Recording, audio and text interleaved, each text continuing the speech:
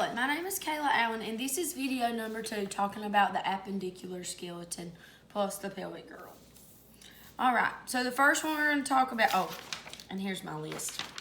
So the first bone we're going to talk about is the humerus, and this is the greater tubercle, this is the lesser tubercle, this is the lateral epicondyle, and this is the medial epicondyle. And then the olecranon fossa is over here on the back, which is the this little bump thing. And then and the trochlea.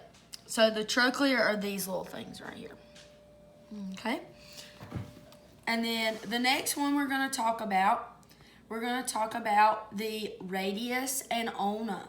The radius is the one that's on the thumb, okay? So this is the head of the radius, and this is the head of the ulna, okay? And then the olecranon fossa of the ulna is also, they're like combined right here. And then we have the styloid process of the ulna, which is on the inside, and then the styloid process of the radius is right here. Okay, so we got that one, I lied. Styloid process is down here. So we got the styloid process of the ulna and the radius down here at the wrist.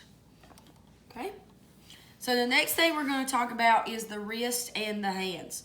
So we're going to talk about our carpals, our metacarpals, and our phalanges. Our carpals, so we have our scaphoid, which is this really big one.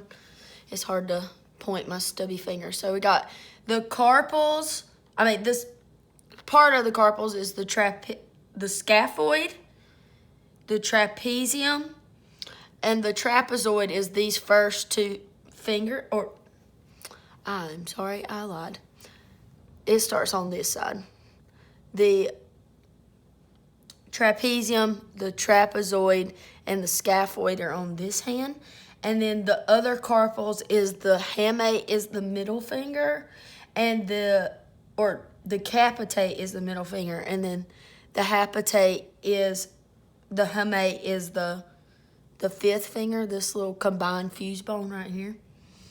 Then down here we have the lunate, and then the little bones on this hand is the pisiform, and the triquetarium is that tiny, tiny, tiny little one. Okay? And then our metacarpals is 1, 2, 3, 4, 5, and then these are our phalanges. This is the distal, this is the middle, and this is the proximal phalange. Okay? Alrighty, so the next thing we're going to talk about is our pelvic girdle. Okay, so this is our pelvic girdle. It includes the ilium, which is this.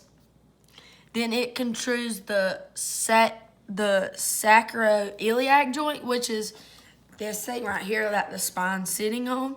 And then we have the iliac crest. This hole where the joint connects is called the acetabulum. Acetabulum.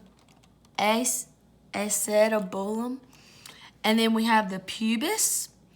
Then we have the obturator foramen. And the ischium is this one. And the ischial tuberosity is like this little bump right in here. Okay. And I said the pubis, yes. Okay, and so the next one we're going to be doing is the femur, which is our big leg bone, and it's one of the biggest and thickest bones in our body. We have the head of the femur.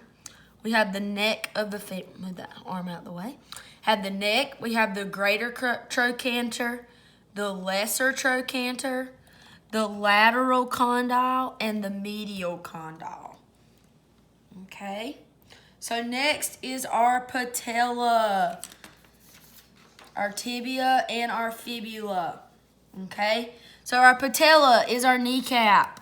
So this is our little, if you feel on your knee, you can actually feel that bone, especially more prominent than the other ones. Okay, then our fib is our littlest bone. So this is our fibula, and this is our tibia. So we have the head of our fibula, we have the neck of our fibula, and then this is the shaft of our fibula. We have our tibia, which is, and this like lined crest little bump thing is called the anterior border or anterior crest. Here also on our tibia is our medial malleus, and then the bone under this on our foot is the talus. On our fibula, we have the lateral malleus, and this little bone right here is the calcaneus, and those form our tarsals. And then we have our metatarsals and our phalanges for that. And that will conclude our video. Thank you.